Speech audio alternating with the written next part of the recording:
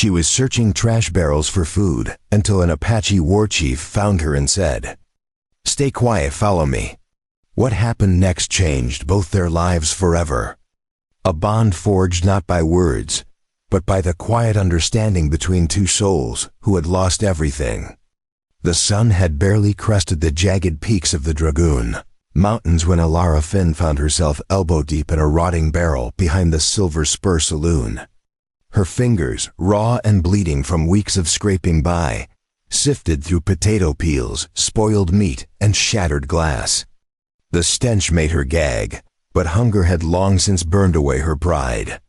She wore a dress that had once been blue, now faded to the color of ash, torn at the hem and stained with the dust of Arizona Territory.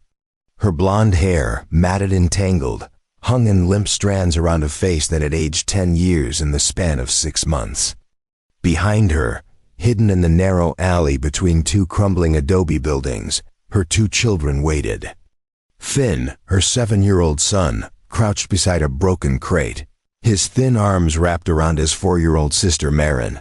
Their eyes were hollow, their cheeks sunken, their lips cracked from thirst. They didn't cry anymore.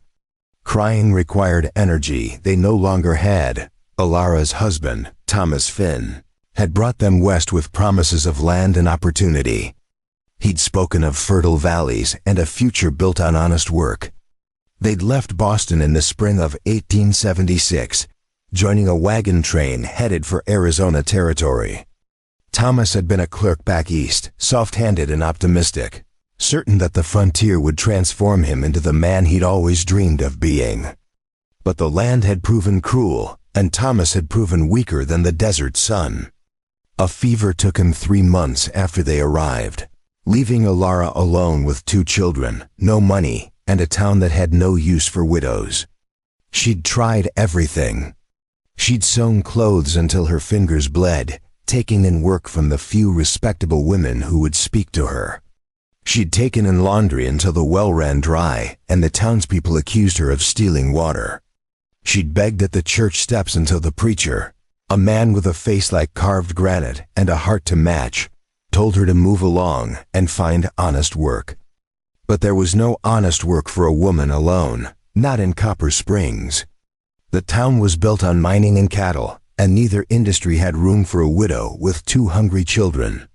Now she searched trash barrels in the pride-on darkness, hoping to find scraps before the town woke and chased her away.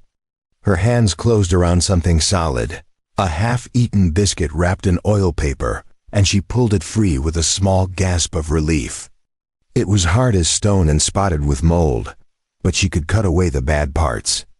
It would be enough for the children, at least for today. The sound of boots on gravel made her freeze. Her heart hammered against her ribs as she slowly turned her head. A man stood at the mouth of the alley, silhouetted against the rising sun. He was tall and broad-shouldered, dressed in buckskin and worn leather, with long black hair that fell past his shoulders. Across his chest, he wore a bandolier of ammunition, and at his hip hung a knife with a bone handle. His face was carved from stone, angular and weathered, with high cheekbones and a strong jaw. His eyes were dark, almost black, and they seemed to pierce straight through her. Across his left cheek ran 3 parallel scars, faded but unmistakable, marks of a warrior. This was no ordinary man. This was Kuruk, Warchief of the Chiricahua Apache, a name whispered in fear throughout the territory. Alara's breath caught in her throat.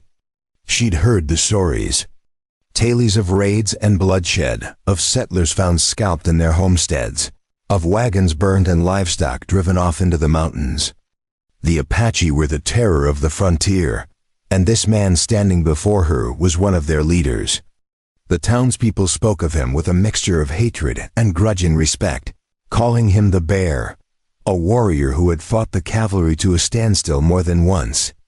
Her instinct screamed at her to run, to grab her children and flee, but her legs refused to move. Fear had turned her bones to water.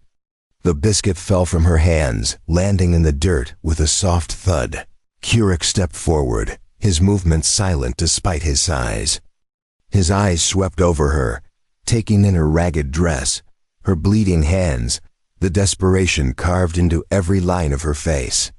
Then his gaze shifted to the children huddled in the shadows. Finn had pulled Maren closer, trying to make himself a shield between his sister and the stranger. The boy's face was pale with terror, but his jaw was set with a stubborn courage that reminded Ilara painfully of Thomas. For a long moment, Kirik said nothing. The air between them crackled with tension, thick as summer lightning. Ilara opened her mouth to beg, to plead for her children's lives, but no sound came out. Her throat had closed with fear. "Stay quiet," Kirik said, his voice low and measured, speaking English with only the faintest trace of an accent. "Follow me."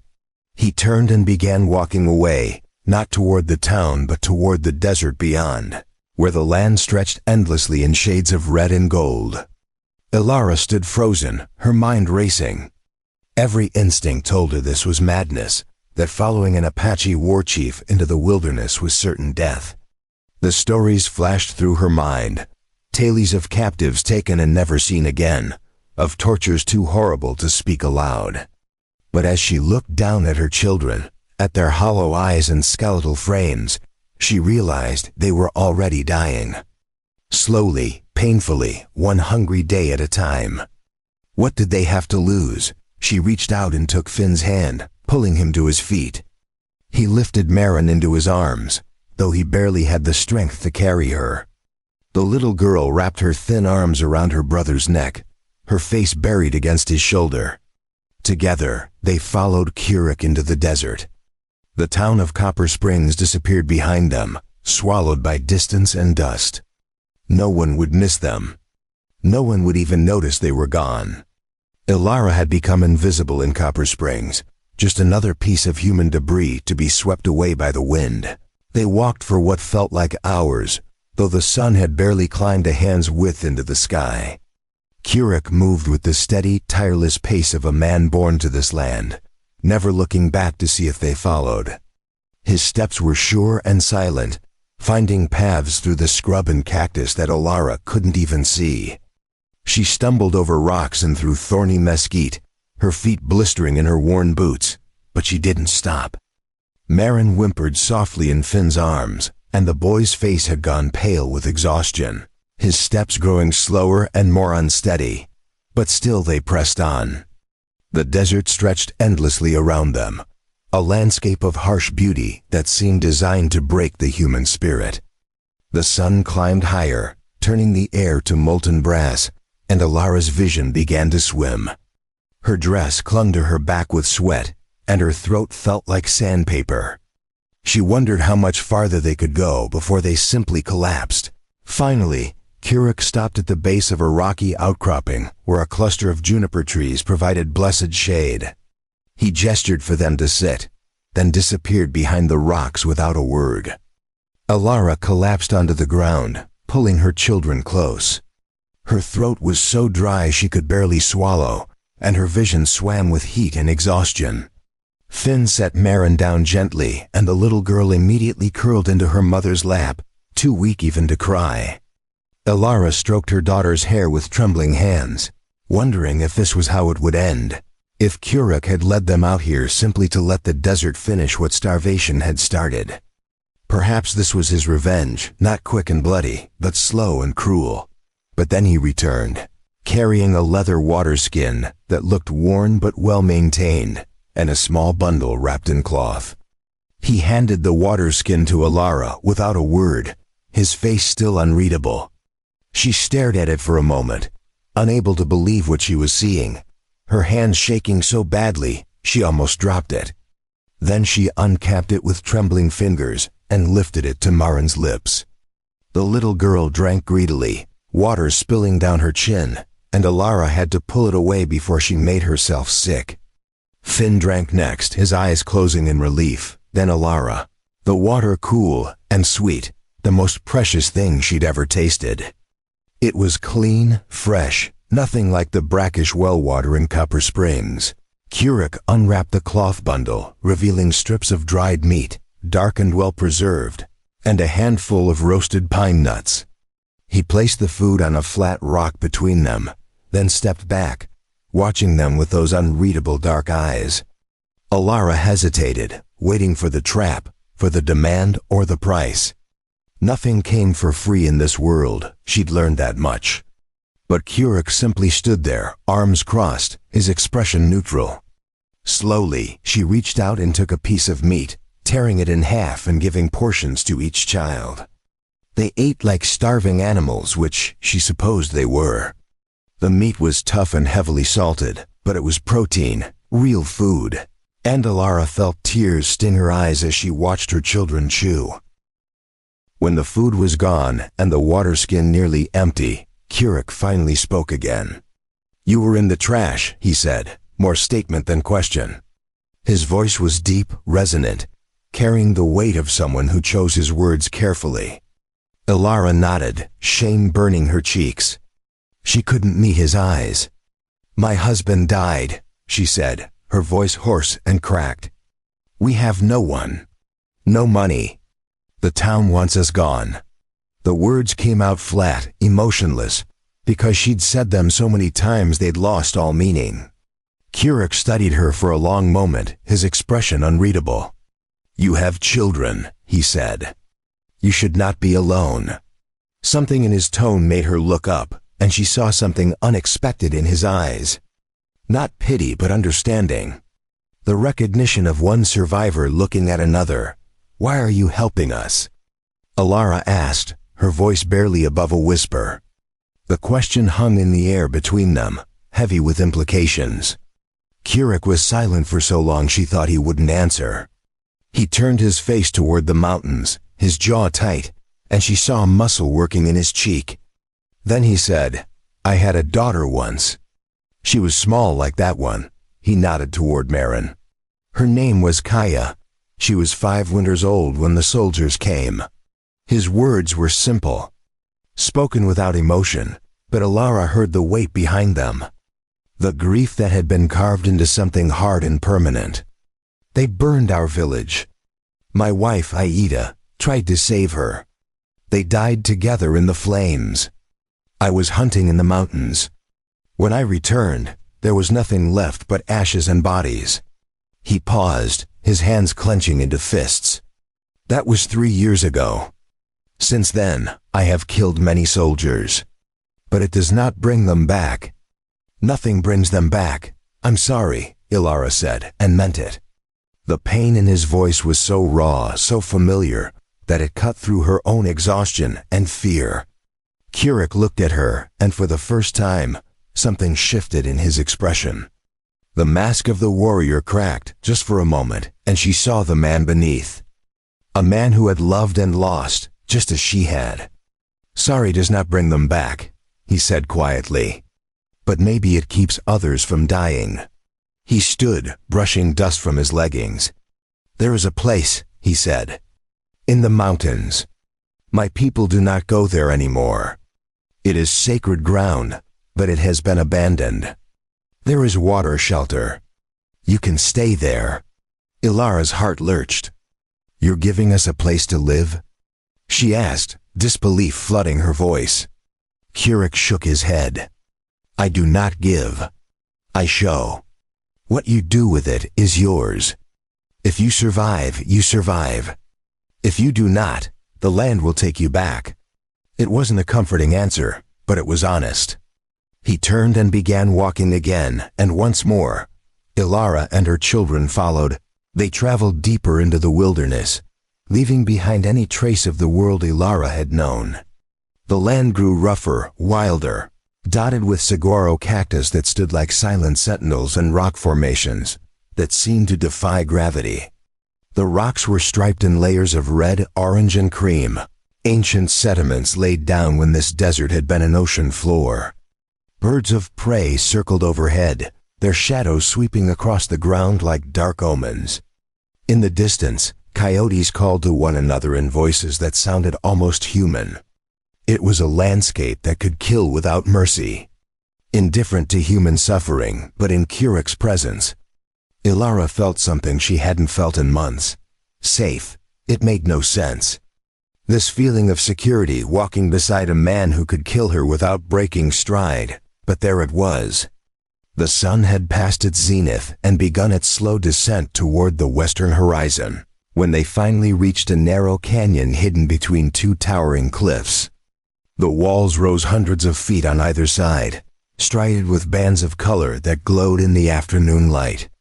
A thin stream ran through its center, fed by a spring somewhere deep in the rock. The water burbled over smooth stones, creating a sound that was almost musical after the silence of the desert. Along one wall, beneath an overhang that would provide shelter from both sun and rain, stood the ruins of an old stone structure. It was half collapsed, the roof mostly gone, but the walls were still solid, built from carefully fitted stones that had been shaped by skilled hands. It wasn't much, but to Alara, it looked like a palace. This was a holy place, Kuruk said, his voice softer now, almost reverent. My grandfather's people came here to pray, to seek visions. The spirits spoke here once. Now it is forgotten. The young men do not remember the old ways. He gestured toward the structure. You can live here. The water is clean. There are rabbits, birds, wild onions in the spring. If you are careful, if you are smart, you will survive. He pointed to various features of the canyon, showing her where the best fishing spots were in the stream, where birds nested in the rocks, where edible plants grew.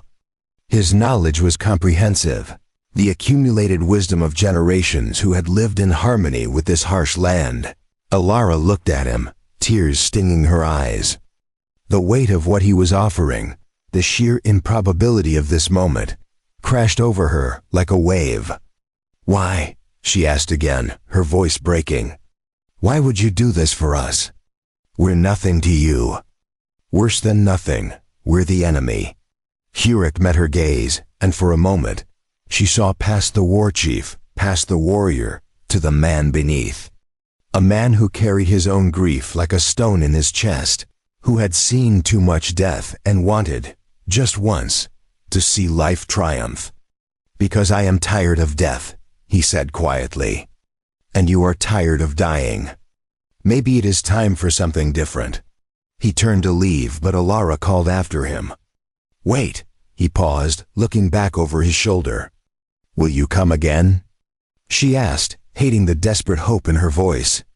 Kuruk was silent for a long moment, his dark eyes studying her face. Then he nodded once. I will come. When the moon is full again. To see if you still live. It wasn't a promise of friendship or protection, but it was something. A thread of connection in a world that had tried to sever all her ties, and with that, he disappeared into the canyon, moving like smoke through stone, his passage so silent she wondered if she'd imagined him. Alara stood there for a long time, her children clinging to her sides, staring at the place where he had vanished.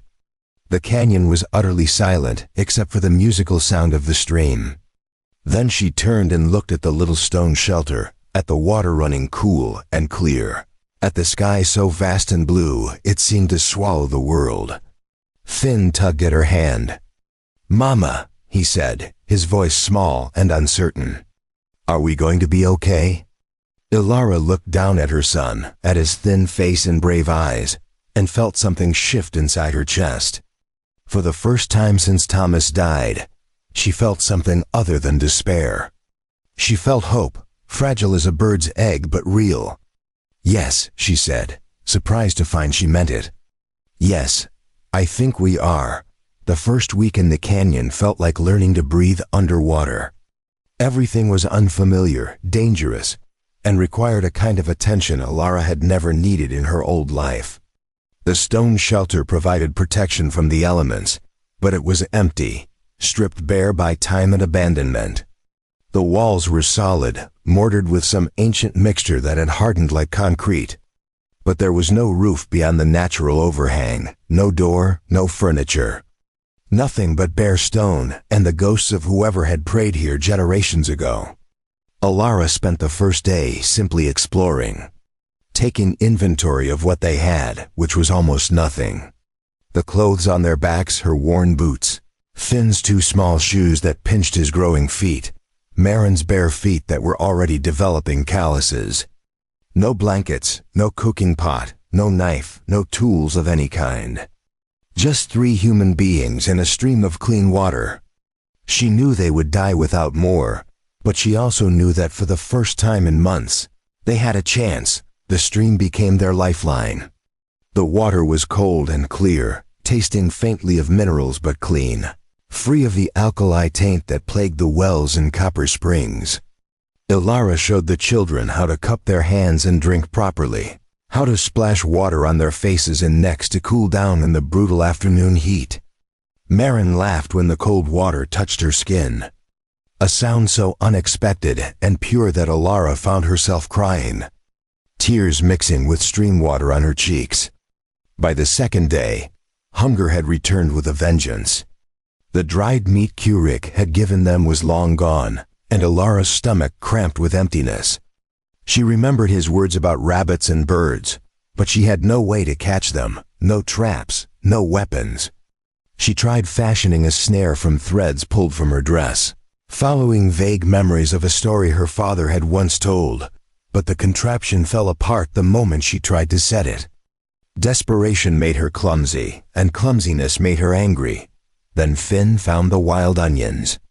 He'd been exploring the canyon walls, climbing over rocks with the fearless energy of a child who didn't yet understand mortality.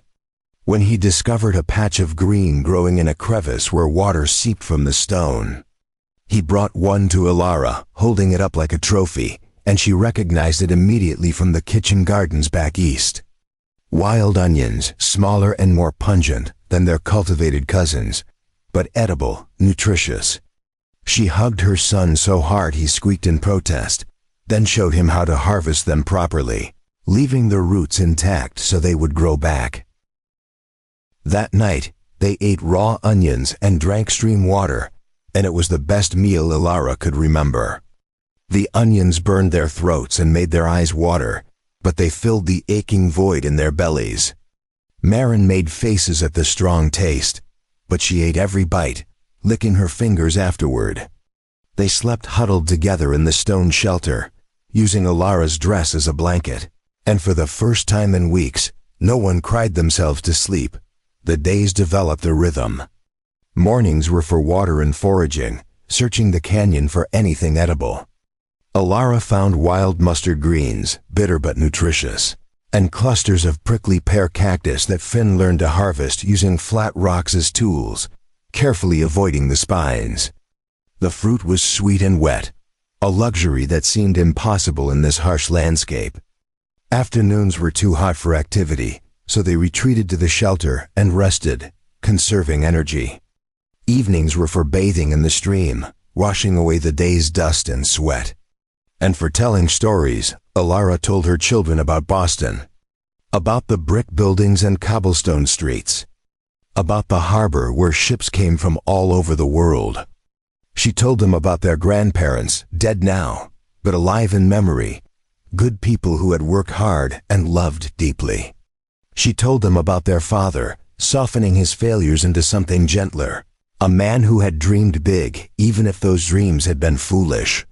Finn listened with solemn attention, but Marin usually fell asleep halfway through, her small body going limp against Ilara's side on the 8th day. Ilara heard footsteps on stone and looked up to find Kurik standing at the canyon entrance. Her heart leaped into her throat, a mixture of fear and something else she couldn't quite name. Relief, perhaps, or gratitude, or the simple human need to see another adult face. He carried a bundle on his back and a long spear in his hand, moving with that same silent grace that seemed supernatural. "You are still alive," he said. And there might have been approval in his voice, though his face remained impassive. Ilara stood, brushing dust from her skirt, suddenly aware of how she must look. Unwashed hair, sunburned face, dress torn in new places. "We found food," she said, gesturing toward the pile of wild onions and prickly pear fruit. "The children are learning." Kurik nodded, then set down his bundle.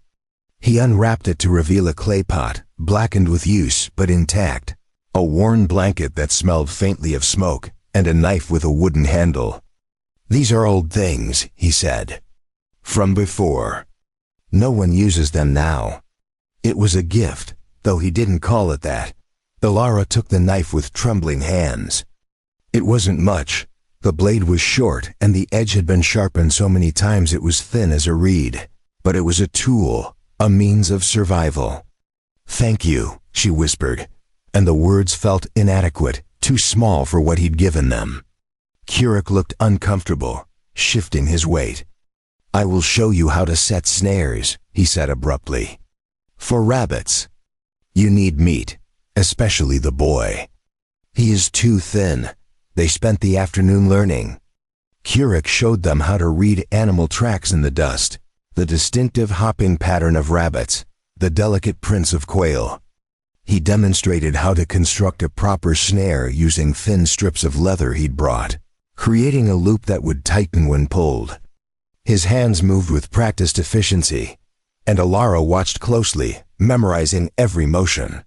Finn stood beside her, asking questions in his high, piping voice, and Kirik answered each one with patience that surprised her. "Why do you put it here and not there?" Finn asked, pointing to two spots that looked identical to Ilara. "Because this is part of a run," Kirik explained. "See how the earth is packed down? Rabbits use the same paths every day. They are creatures of habit." He set the snare with careful precision, then stood back. "Check it at dawn. If there is nothing, move it. The rabbit will tell you where it wants to be caught." That evening, Kirik stayed longer than before. He sat outside the shelter as the sun set, sharpening his spear point with a whetstone, the rhythmic scraping sound oddly comforting. Ilara cooked wild onions in the clay pot, boiling them with stream water until they were soft, and the smell made her mouth water. She offered some to Kirik, nervous about the protocol, unsure if such an offer would be seen as presumptuous. But he accepted with a nod. They ate in silence. But it was a comfortable silence, the kind that exists between people who have already said the important things. Marin had fallen asleep in Ilara's lap, and Finn sat close to Kirik, watching the Warchief with undisguised fascination. "You killed soldiers," Finn said suddenly, with the blunt honesty of children. Ilara's heart stopped, but Kirik didn't seem offended. "Yes," he said simply. "Many soldiers. They came to take our land, to kill our people. So we fought back. My papa died," Finn said, his voice small. "But not from fighting. From being sick." Kirik looked at the boy for a long moment. "Death is death," he said finally. "How it comes does not change the grief it leaves." The words hung in the air, profound in their simplicity, and Ilara felt something tight in her chest loosen slightly. Here was someone who understood loss, who didn't try to minimize it or cover it with platitudes. "Do you miss them?" Finn asked. "Your daughter and wife?" Kirik's jaw tightened, and for a moment, Ilara thought he wouldn't answer. Then he said, "Every breath I take, I miss them. But missing them does not mean I stop breathing." He stood, brushing dust from his leggings. "I will come again in 7 days. By then, you should have caught your first rabbit. If you have not, I will show you again." After he left, Ilara lay awake long into the night, staring up at the stars visible through the open roof. The blanket he'd brought smelled of sage and smoke and something else, something distinctly alive. She pulled it closer around her children and herself, feeling its warmth, and wondered about the man who had saved them. A war chief, a killer of soldiers, a man who had lost everything just as she had. The world was stranger than any story she'd been told. The next morning, Finn checked the snare at first light and came running back, shouting with excitement. He'd caught a rabbit, small and lean but real meat. Ilara felt pride surge through her as she showed him how to skin it with the knife Kirik had given them, teaching him the skills her own father had taught her as a girl. The process was messy and difficult, and Finn turned green when blood got on his hands, but he didn't look away. He was learning to survive, They roasted the rabbit over a fire Alara made by striking stones together, a technique that took dozens of attempts before she got a spark. The meat was tough and gamey, but it was protein, real sustenance, and they ate every scrap, even cracking the bones to suck out the marrow. Before we jump back in, tell us where you're tuning in from, and if this story touches you, make sure you're subscribed, because tomorrow I've saved something extra special for you. That night, their bellies full for the first time in months, they slept deeply, dreamlessly. The days turned into weeks, and the canyon became home. Alara learned to read the land the way Kirik had taught them, understanding which plants were edible and which were poison, where animals came to drink. How to predict the weather by watching the clouds gather over the distant mountains. Her hands, once soft and suited only for sewing, became calloused and strong.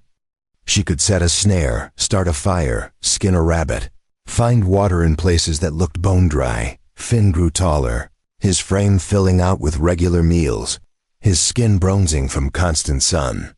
He became the hunter, checking traps each morning with ritualistic care, learning patience and persistence. Marin, too young to understand how close they'd come to death, simply thrived, her laughter returning like birdsong after winter. She played in the stream, built towers from colored rocks, chased lizards through the canyon with shrieking delight. When Kirik returned 7 days later, he found them changed. Alara met him at the canyon entrance with her head held high, no longer the desperate woman scavenging through trash, but someone who belonged to this place. "We caught 4 rabbits," she told him, unable to keep the pride from her voice. "And Finn found a bird's nest with eggs." Kirik examined the snares they'd set, adjusting one that was positioned poorly, but nodding approval at the others. "You learn quickly," he said, and coming from him, it felt like the highest praise. He brought more gifts that day, a second clay pot, a small bag of cornmeal that must have been precious, and a thick piece of leather that could be used to resole shoes. He also brought news. "The soldiers are moving through the territory," he said, his expression darkening. "They search for my people, to drive us onto reservations. Some of my warriors want to attack the settlements, to strike before we are forced from our land." His voice was heavy with the weight of leadership, of decisions that would mean life or death for his people. "Will you?" Alara asked quietly. "Attack?" Kirik looked toward the horizon, where smoke from Copper Springs was visible as a thin gray line against the sky. "I do not know," he said honestly. "Part of me wants blood for blood, justice for what was taken. But another part is tired, so tired of killing. I have seen too many children die, too many women weep. Maybe there is another way, though I cannot see it yet." They stood together in silence, 2 people from different worlds, brought together by tragedy and survival. Alara felt a kinship with this man that defied explanation, an understanding that went deeper than words. "Thank you," she said finally, "for giving us a chance to live." Kirik looked at her, really looked at her, and for the first time, she saw him smile, a small, sad expression that transformed his stern features. "You gave yourselves that chance," he said. "I only showed you the door. You walked through it." As the sun set and painted the canyon walls in shades of orange and red, Kirik taught them a new skill, how to make pemmican, a mixture of dried meat, fat, and berries that would keep for months. His hands moved with practiced ease, and Alara watched, learning, adapting, surviving. Finn sat close, absorbing every word, and even Marin paid attention, her small hands trying to mimic the motions. When Kirik finally left that night, disappearing into the darkness like a ghost, Alara stood watching long after he was gone. The canyon felt different now, not just a shelter but a home. The stone walls seemed warmer, the stream sang a more cheerful song, and the stars overhead blazed with a brightness that felt like promise. She had been given a second chance at life, and she would not waste it. Summer pressed down on the canyon like a furnace, turning the air thick and shimmering with heat that rose in visible waves from the stone. Ilara had learned to move with the rhythms of the desert now, working in the cool hours before dawn and after sunset, resting in the shade during the brutal midday when even the lizards disappeared into cracks in the rock. The children had adapted better than she had, their young bodies resilient in ways that amazed her. Finn had become lean and strong, his movements confident as he navigated the canyon's treacherous paths. Marin had developed a fearlessness that sometimes terrified Ilara, climbing rocks that seemed impossibly steep, wading into pools where the current ran swift and cold. Curex visits had become regular, arriving every 7 to 10 days with gifts that never felt like charity.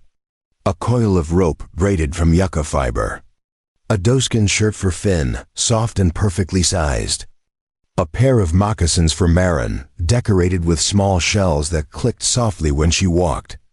Each item was practical, necessary, given without ceremony or expectation of gratitude.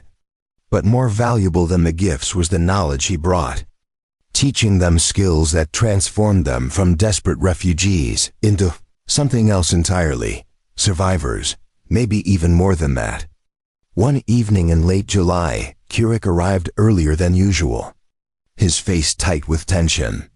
He carried his rifle instead of his usual spear, and his eyes constantly scanned the canyon walls as if expecting attack. Ilara felt her stomach clench with familiar fear. "What's wrong?" she asked, setting down the basket she'd been weaving from willow branches. Curex gestured for her to follow him away from where the children played near the stream. When they were out of earshot, he spoke in a low, urgent voice. "Cavalry patrol came through the foothills yesterday. They found signs of Apache presence, old camps, trails. They are spreading out, searching. Some may come this direction." Ilara's hands went cold despite the heat. "Will they find us?" Curex shook his head. "This canyon is hidden, and they do not know the land as I do. But you must be careful. No fires during the day, the smoke can be seen for miles. Stay away from the canyon entrance. If you hear horses or voices, hide in the cave behind the waterfall. I showed you that place, yes?" Ilara nodded, remembering the narrow opening behind where the stream cascaded over a rock ledge, a space barely large enough for the three of them, but invisible from outside. "How long?" she asked. "How long must we hide?" Curex's expression was grim. "Until they give up and move on. Could be days, could be weeks. I will try to lead them away, make them think all Apache have fled south into Mexico." "That's dangerous," Ilara said, and was surprised by the fear she felt for him, sharp and immediate. Curex met her eyes, and something passed between them, an acknowledgement of connection that neither had spoken aloud. "Everything is dangerous now," he said quietly. "The world is changing, and not for the better. My people are being pushed onto reservations, caged like animals. Those who resist are hunted down and killed. I fight because I must, but I know how this story ends. Then why keep fighting?" The question escaped before Ilara could stop it. Curex was silent for a long moment, staring out at the canyon walls painted gold by the setting sun. "Because surrender is death of a different kind," he said finally. "To live on a reservation, to watch my people become shadows of what they were, forbidden to hunt, to practice our ways, to be Apache. That is a slower death than any bullet. At least in fighting, we remain ourselves until the end." Ilara understood that sentiment more than he might guess. She had surrendered once, back in Copper Springs, had let the town's contempt and indifference crush her spirit until she was rummaging through garbage. The woman she'd been then felt like a stranger now. "Be careful," she said, the words inadequate but sincere. Curex's hand moved as if to touch her shoulder, then stopped, hovering in the space between them before falling back to his side. "I will return when it is safe," he promised, then turned and was gone, melting into the twilight like smoke. The next 3 weeks were the longest of Ilara's life. Every sound made her jump, Every bird's cry could have been a signal, every crack of a branch a soldier's footstep. They kept no fire except at night, and even then, only the smallest flames, quickly extinguished. They ate mostly raw food, wild onions and prickly pear fruit, strips of dried rabbit meat from their stores. The children sensed her tension and became quiet, speaking in whispers even when there was no need. Finn took to climbing the canyon walls to watch for approaching danger, perching like a hawk on high rocks where he could see the desert stretching for miles. Marin stayed close to Ilara, her small hand always seeking her mother's. Needing the reassurance of touch on the 10th day, Finn came scrambling down from his lookout post, eyes wide with alarm. "Mama," he hissed. "Soldiers. 3 of them, maybe 4. They are heading toward the eastern ridge." Ilara's heart hammered against her ribs. She grabbed Marin and pulled both children toward the waterfall, splashing through the stream's shallow edge. The cave behind the cascade was cramped and dark, the air thick with moisture and the smell of wet stone. They squeezed inside, Ilara's arms wrapped tight around both children, and waited. She could hear them before she could see them. Men's voices carrying across the canyon, rough and careless with the confidence of armed authority. "Nothing out here but rocks and scorpions," one voice complained. "We're wasting time." Another voice, deeper, with an officer's crisp pronunciation. "We search every canyon as ordered." The savages could be hiding anywhere. The word savages made Ilara flinch. These men would kill Kuruk without hesitation, would probably kill her and her children too if they suspected any association with Apache. The world had gone mad, dividing humanity into categories of acceptable and expendable. Through the thin veil of falling water, she could see shapes moving, blue uniforms against red rock. They were thorough, she had to give them that, checking behind boulders, poking into crevices with their rifle barrels. One soldier walked directly past the waterfall, so close Ilara could have reached out and touched his boot. Marin whimpered softly, and Ilara clamped her hand gently over her daughter's mouth. Her own heart pounding so loud she was certain they would hear it. "Sir." "There's a shelter here," one soldier called. "Stone structure, looks old. Indian work, maybe." Ilara's blood turned to ice. They'd found the dwelling where all their possessions were stored. The clay pots, the blankets, the small collection of tools and food they'd accumulated. Evidence of recent habitation. The officer's voice came closer. "Search it thoroughly. Look for weapons, supplies, any sign of recent use." She heard boots on stone, the sound of their belongings being kicked around, examined. "There's fresh food here, sir," a younger voice reported. "Dried meat, some kind of grain. Can't be more than a few days old. Fan out," the officer ordered sharply. "They're here, somewhere close. Check every shadow, every cave. Remember, Apache are tricky bastards. They could be anywhere." The soldiers spread out, and Ilara heard them getting closer to the waterfall. Her mind raced through desperate calculations.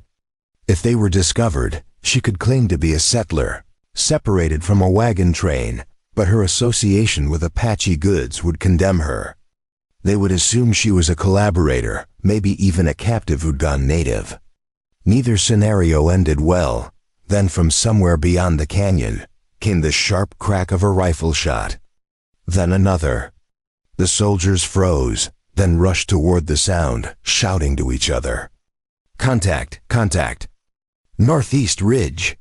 Their boots pounded past the waterfall, splashing through the stream, and then they were gone, racing toward what sounded like an engagement. Ilara waited, counting her heartbeats, not daring to move. More shots echoed across the desert, distant but distinct. Someone was drawing the soldiers away. Kuruk, it had to be. He was leading them on a chase, pulling them away from the canyon, away from her and the children, sacrificing his safety for theirs. The realization hit her like a physical blow, and she felt something crack open in her chest, a feeling she'd thought died with Thomas, but was apparently only sleeping. Not love, not yet, but something that could become love if given time and space to grow. They stayed hidden until full dark, until Alara's legs cramped and Marin had cried herself into an exhausted sleep against her shoulder.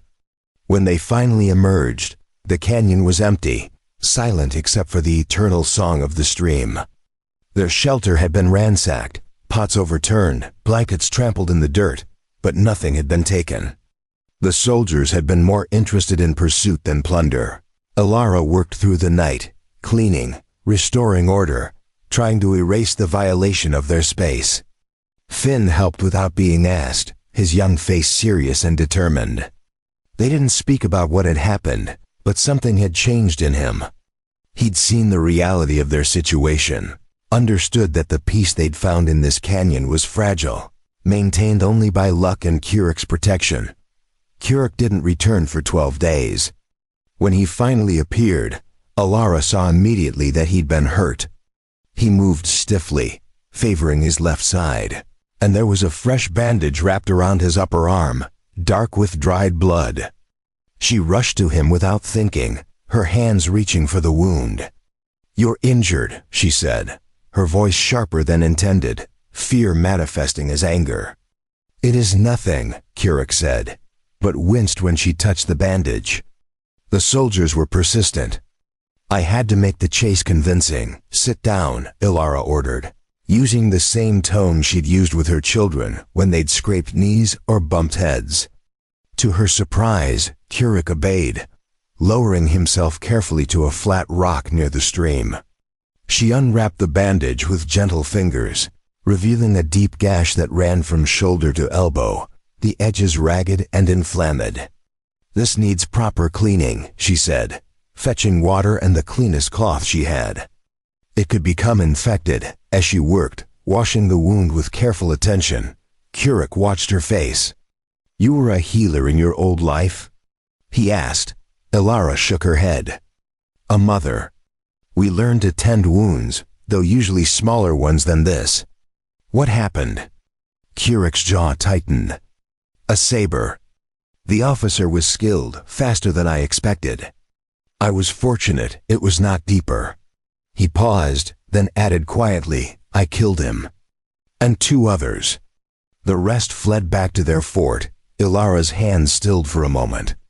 3 men dead because of her, because Curic had been protecting her family. The weight of that debt pressed down on her shoulders. "I'm sorry," she whispered, "that you had to do that for us." Curic caught her wrist gently, stopping her ministrations, making her look at him. "I did not do it for duty or obligation," he said, his dark eyes intense. "I did it because I chose to. Because you and your children matter to me. Because in a world full of death and hate, you are something different. Something worth protecting." The words hung between them, heavy with meaning. Alara felt her breath catch, felt the careful walls she'd built around her heart begin to tremble. "I don't know what to say," she admitted. Curic released her wrist, looking away toward the darkening sky. "Say nothing. Just live. That is enough." But it wasn't enough, not anymore. Alara finished bandaging his wound with hands that shook slightly, then sat beside him on the rock, their shoulders almost touching. They watched the stars emerge, one by one, diamond bright in the desert sky. "Tell me about her," Alara said softly. "Your daughter, Kaya." Curic was silent so long she thought he wouldn't answer. Then, in a voice rough with memory, he began to speak. "She was wild like the wind, always running, always laughing. She loved to catch butterflies but would never harm them, just hold them gently and watch their wings move, then let them go. She called me Papa Bear because I would growl and chase her, and she would shriek with delight." His voice cracked slightly. "The last time I saw her, she was angry with me for leaving to hunt. She said I loved the mountains more than I loved her. I told her that was foolish, that I would always come back. But I was wrong." Alara felt tears on her cheeks. "She knew you loved her," she said with certainty. "Children always know." Curic nodded slowly. "Perhaps, But I will never hear her laugh again, never watch her catch butterflies. That is the grief I carry, not just that she died, but that her life was cut short, that she never grew to be the woman she would have become. Thomas wanted a son, Ilara found herself saying, words she'd never spoken aloud before. When Marin was born, he tried to hide his disappointment, but I saw it. He loved her, I know he did, but some part of him always wished she'd been a boy. And now he's dead, and I'm raising both of them alone. And sometimes I'm so angry at him for dying, for leaving me with this impossible burden. And then I feel guilty for being angry, because he didn't choose to get sick. She laughed, a bitter sound. We're a pair, aren't we? Carrying our dead with us everywhere.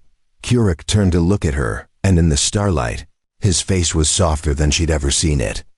Perhaps that is how we honor them, he said. By carrying them, by letting their memory shape us into better people than we were. My daughter would have wanted me to help you. Your husband, even with his faults, would have wanted you to survive. To give his children a future. His hand moved to cover hers where it rested on the stone between them. Warm and solid and real, they sat that way for a long time. Two broken people finding something whole in each other's company. When Kuruk finally stood to leave, moving carefully because of his injury, Ilara stood with him. Stay, she said impulsively. Just for tonight. You're hurt, you need rest. The shelter is large enough. Kuruk hesitated, clearly torn between propriety and practicality. Finally, he nodded. Just tonight, but as they settled into the stone dwelling, Finn and Marin already asleep on one side, Kuruk on the other, and Ilara in the middle tending the small fire. She wondered if anything would ever be just anything again. The walls between their worlds were crumbling, stone by stone, and she wasn't sure if that terrified her or gave her hope. Perhaps it was both.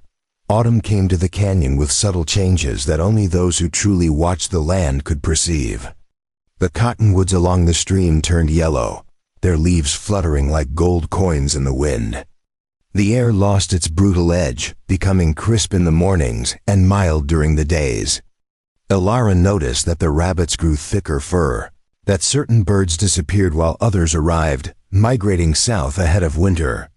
The land was preparing, and so was she. Kuruk's visits had changed after the night he'd stayed in the shelter. He came more frequently now, sometimes every 3 or 4 days, and he stayed longer, teaching them skills that went beyond mere survival. He showed Finn how to make arrows, how to fletch them with hawk feathers, and tip them with sharpened stone. He taught Ilara to tan hides properly, stretching and scraping deer skins until they were soft as cloth, explaining that they would need warm clothing when the cold came. He brought Marin a doll made from corn husks, something his own daughter had loved, and watched with something like contentment as the little girl played. But there was tension beneath the surface, a sense of approaching storm that all of them could feel. Kuruk spoke more often of his people's struggles, of how the reservation boundaries were tightening, of young warriors who wanted to fight one last great battle rather than surrender. He talked about a chief named Geronimo who was gathering followers, planning resistance. His voice held admiration but also resignation, as if he knew how the story would end, but couldn't quite bring himself to abandon hope. One cool October morning, Ilara was grinding corn in the stone mortar Kuruk had brought, a meditative task that allowed her mind to wander, when she heard voices from the canyon entrance. Not Kuruk's voice, but multiple speakers, talking in Apache, their tones urgent and argumentative. She looked up to see Kuruk approaching with 3 other warriors, younger men with hard faces and suspicious eyes. Their presence transformed the peaceful canyon into something charged with danger. Kuruk's expression was carefully neutral, but Ilara saw the tension in his shoulders. He spoke to her in English, perhaps so his companions could understand. These are warriors from my band. They need to rest here for a day, maybe 2. There has been trouble. The youngest warrior, who couldn't have been more than 20, spat words in Apache, his tone clearly hostile. Kuruk responded sharply, his voice carrying the authority of leadership, and the young man fell silent, though his eyes remained hot with anger. "What kind of trouble?" Alara asked, her voice steady despite the fear coiling in her gut. Kuruk's jaw tightened. "We raided a supply wagon 3 days ago. Food and blankets meant for the reservation, but which would never have reached the people. The army followed us, and we had to split up. These men need to hide until the search moves on." He paused, then added quietly, "I am sorry to bring this to your door, but I have nowhere else." Alara looked at the 3 warriors, saw the exhaustion etched into their faces, the hunger, the desperation of men with nowhere left to run. She thought about refusing, about protecting her children above all else, but then she remembered garbage barrels and the taste of rot, remembered what it felt like to be hunted. "They can stay," she said, "but the children's safety comes first. If there's any threat to them, any at all, you leave immediately." Kuruk translated her words, and the warriors exchanged glances. The hostile young one said something that made the others laugh, not kindly. Kuruk's response was sharp enough to silence them. The next 2 days were tense and strange. The warriors set up a temporary camp at the far end of the canyon, away from the stone shelter but close enough that Alara could always feel their presence. They moved like ghosts, silent and watchful, taking turns standing guard on the high rocks. Finn was fascinated by them, wanting to get closer, to watch them sharpen weapons and speak in their fluid, musical language. Alara forbade it absolutely, keeping both children close. Marin seemed to sense the danger and clung to her mother's skirt. Her earlier fearlessness replaced by instinctive caution. Kuruk spent most of his time with the warriors, planning, arguing, occasionally laughing at some shared joke or memory. But each evening, he came to the shelter, sitting with Alara as the sun set, talking in low voices while the children slept. "They want to go north," he told her on the second night, "to join with Geronimo's band in the Chiricahua Mountains. They believe there will be one final stand, a battle that will force the Americans to respect Apache sovereignty." His voice was heavy with doubt. "And you?" Alara asked. "What do you believe?" Kuruk stared into the small fire, his face illuminated by flickering orange light. "I believe we have already lost. Not because we lack courage or skill, but because there are too many of them and too few of us. They can lose 100 battles and still win the war. We can win 100 battles and still be destroyed." He looked at her directly. "But I cannot abandon my people. Even knowing the end, I cannot simply walk away. Is that what you want to do?" The question was quiet but loaded with implications. Walk away? Kuruk's expression became complex, layered with emotions he clearly struggled to articulate. "Part of me wants exactly that. To stay here, in this canyon, to help you build something that lasts. To watch your children grow, to have peace. But I am a war chief. My people look to me for leadership. If I abandon them now, in their darkest hour, what kind of man does that make me?" His voice dropped to a whisper. "What kind of man chooses his own happiness over the survival of his people?" Alara reached out and took his hand, feeling the calluses and scars. The strength in those fingers that could kill or create with equal skill. "It makes you human," she said softly. "It makes you someone who has sacrificed enough, bled enough, lost enough. There's no shame in choosing life over death, in choosing to build instead of destroy." Kuruk's fingers tightened around hers. "And if I stay, what then? We live in this canyon forever, hiding from both our peoples? Your people would call you a squaw woman, treat you worse than they already do. My people would call me a traitor, a coward who abandoned them for a white woman's bed." The crude words stung, but Alara didn't flinch. "I don't care what anyone calls me," she said fiercely. "I've been called worse. I've been treated like refuse, like something to be thrown away. At least here I'm alive. My children are alive. That matters more than anyone's opinion." She paused, then added more gently, "But I won't ask you to abandon your people. That decision has to be yours." On the third morning, the decision was taken out of their hands. Finn, who had climbed to his usual lookout post, despite Alara's warnings to stay close, came running back with news that turned her blood to ice. "Soldiers," he gasped. "Lots of them." Preparing and narrating this story took us a lot of time, so if you are enjoying it, subscribe to our channel. It means a lot to us now. Back to the story. Maybe 20, 30. They're coming from the south, moving slow but steady. "Mama, they're searching everything." Kuruk and his warriors were ready to move within minutes, gathering their weapons with the efficiency of men who had done this countless times. The young hostile warrior wanted to stay and fight, arguing passionately in Apache, but Kuruk shut him down with a sharp command.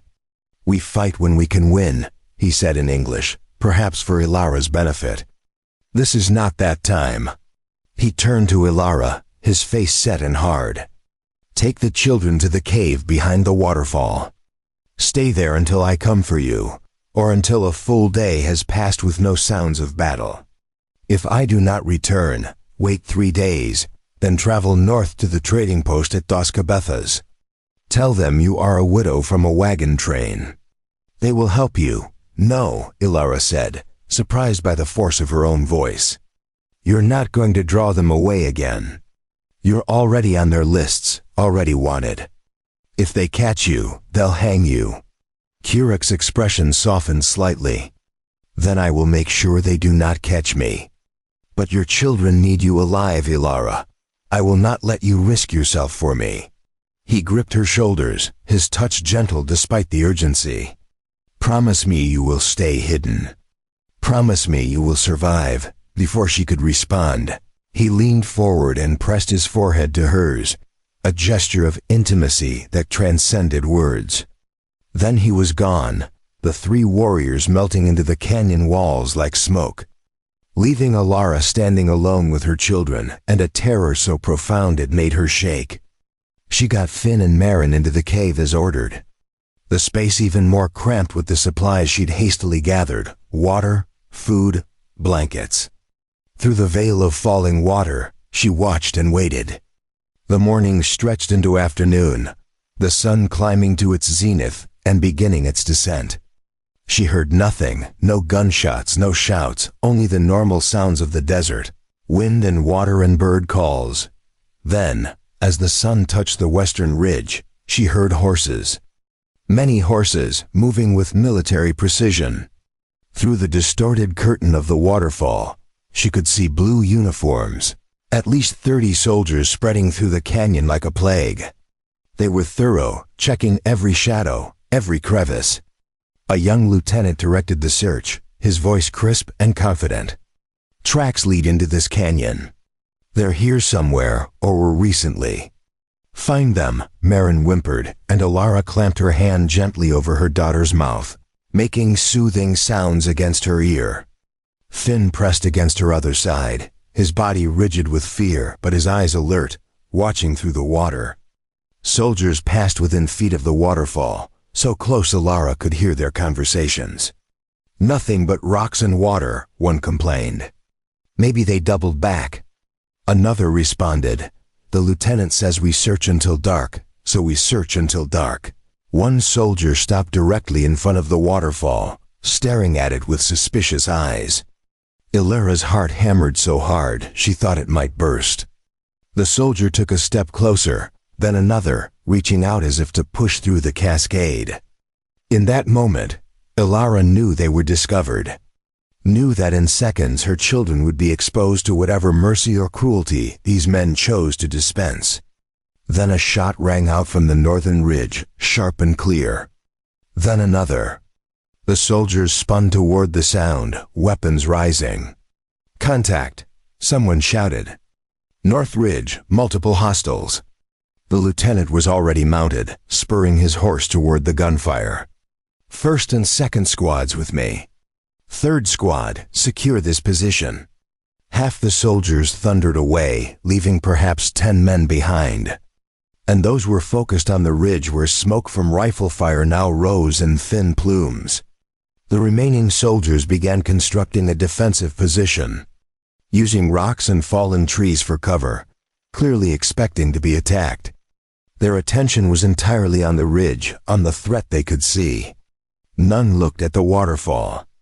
Alara waited, barely breathing, as the sounds of battle echoed across the canyon, rifles cracking, men shouting.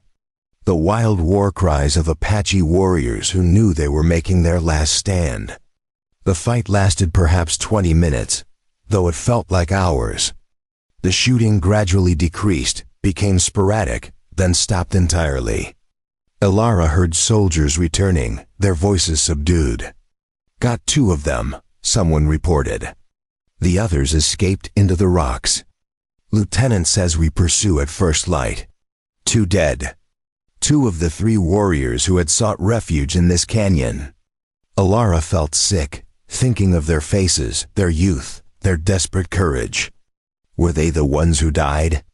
Or had Kurek fallen on that ridge, buying safety for her and her children with his blood? The soldiers made camp in the canyon that night, building fires that turned the stone walls orange and made hiding impossible. Alara kept her children silent through sheer force of will, whispering stories, singing soundlessly, doing anything to keep them calm. They couldn't leave the cave, couldn't risk the sound of splashing water or the sight of movement. So they stayed, cramped and cold and terrified, while the enemy slept mere yards away. Dawn came with agonizing slowness, gray light seeping into the canyon like dirty water. The soldiers broke camp efficiently, the lieutenant organizing search parties to comb the surrounding area. "I want those savages found," he commanded. "They can't have gone far on foot. Move out." The troops departed in squads, spreading across the desert like a net. When the last horse had disappeared over the ridge and silence had fallen again, Alara waited another hour, counting her heartbeats before finally allowing herself to move. They emerged from the cave stiff and aching, Marin crying softly from hunger and exhaustion. Alara surveyed the canyon, seeing the trampled earth, the abandoned fire pits, the evidence of military occupation. But no sign of Kurek, no indication whether he lived or died. The not knowing was a special kind of torture. She was preparing a small fire, needing to cook something warm for the children, when she heard a sound from the canyon entrance. She spun, ready to grab the children and run, and saw a figure limping toward them. Kurek, alive but clearly injured, supported by the young warrior who had been so hostile. The 3rd warrior was nowhere to be seen. They collapsed near the shelter, and Alara rushed to help, her hands immediately checking for wounds. Kurek had a deep gash across his ribs, still bleeding sluggishly, and his left leg was injured, possibly broken. The young warrior had a bullet wound through his shoulder, but seemed in better shape. "Mateo is dead," Kurek said, his voice rough with pain and grief. "He stayed to draw them off while we escaped. He died singing his death song." Alara worked through the morning, cleaning wounds, binding injuries, forcing water and food into men who wanted only to rest. The young warrior, whose name she learned was Nate, watched her with new respect, his earlier hostility replaced by grudging acceptance. When she finished bandaging Kurek's ribs, he caught her wrist. "You should leave this place," he said. "It is compromised now. The soldiers will remember it, mark it on their maps. You are not safe here anymore. Where would we go?" Alara asked, too exhausted for fear. "Back to Copper Springs? They'd run us out of town, or worse. Further into the desert? We'd die in a week. This canyon is the only home we have." Kurek's eyes were dark with pain and something deeper, the knowledge that he'd brought danger to the one place that had been safe. "I am sorry," he whispered. "I am so sorry," Alara shook her head, brushing sweat-dampened hair from his forehead with surprising tenderness. "You have nothing to apologize for. You saved us, gave us life when we had none. Whatever comes next, we face it together. Winter arrived with unexpected mercy, bringing cold that was sharp but not cruel, and occasional rains that turned the desert briefly green. Kurik's injuries healed slowly, the broken leg taking weeks before he could walk without limping, the gash across his ribs leaving a scar that would mark him forever. Nate stayed with them through the worst of it, his shoulder wound healing cleaner than expected, and during those long weeks of recovery, something shifted in the young warrior's attitude. He began teaching Finn the proper way to shoot a bow, showing patience the boy's own father had never demonstrated. He carved toys for Marin, small animals that made her laugh with delight. And he stopped looking at Alara with suspicion, replacing it with something like familial acceptance. The canyon had become crowded with 5 people, but it was a comfortable crowding, the kind that comes from shared purpose and mutual respect. They developed routines that felt almost domestic. Alara and Kurik would prepare meals together, their movements synchronized in the way of people who had learned each other's rhythms. Finn and Nate would hunt in the mornings, returning with rabbits or quail, sometimes even a deer that would feed them for weeks. Marin appointed herself the keeper of the fire, carefully tending the flames with a seriousness that made the adults smile. But the world beyond the canyon had not forgotten them. Soldiers still patrolled the territory, and refugees from other Apache bands passed through occasionally, bringing news that grew progressively darker. Geronimo had surrendered in early September, and with him, the last major resistance had crumbled. The remaining Apache were being rounded up and sent to reservations in Florida, far from their homeland, exiled to a land they had never seen. Some warriors chose to flee into Mexico, preferring freedom in a foreign country to imprisonment in their own. Others simply disappeared into the desert, choosing to die as they had lived. On their own terms, one evening in late November, as they sat around the fire after supper, Nate spoke in halting English, still learning the language. "I go soon," he said, his young face serious. "South to Mexico. My cousin is there, with others who will not surrender. They say there's a valley where Apache can live free, away from soldiers and reservations." He looked at Kurik. "You should come. You are still strong, still needed. The fight is not over." Kurik was quiet for a long moment, staring into the flames. Alara felt her stomach clench, knowing this moment had been approaching, dreading it nonetheless. "The fight is over," Kurik said finally, his voice heavy with the weight of acceptance. "Not because we lack courage, but because the world has changed in ways we cannot change back. Going to Mexico means living as outlaws forever, always running, always hunted. That is not freedom, that is just a slower form of dying." He looked at Nate with something like fatherly affection. "You are young, you still have fire in your blood. But I am tired, nephew. I have fought enough, killed enough, lost enough. I choose to live differently now." Nate's expression showed disappointment, but also understanding. "The elders will say you have gone soft, that a white woman has stolen your warrior spirit." The words were not meant cruelly, just stating an expected reality. Kurik nodded slowly. "Let them say what they wish. I know what I have lost, and what I have found. A warrior spirit that only knows killing is not spirit at all, just emptiness wearing a brave face." He gestured around the canyon. "Here, I have purpose that does not require blood. That is worth more than glory." Nate left 3 days later, taking with him dried meat and one of Kurik's rifles, a parting gift from Warchief to warrior. They watched him climb out of the canyon and disappear into the desert, heading south toward an uncertain future. Finn cried, having grown attached to the young warrior who had treated him like a younger brother. Even Marin was subdued, sensing the loss. That night, the canyon felt emptier despite being less crowded. December brought unexpected visitors of a different sort. A wagon appeared at the canyon entrance, driven by a weathered woman in her 60s with iron-gray hair and eyes that missed nothing.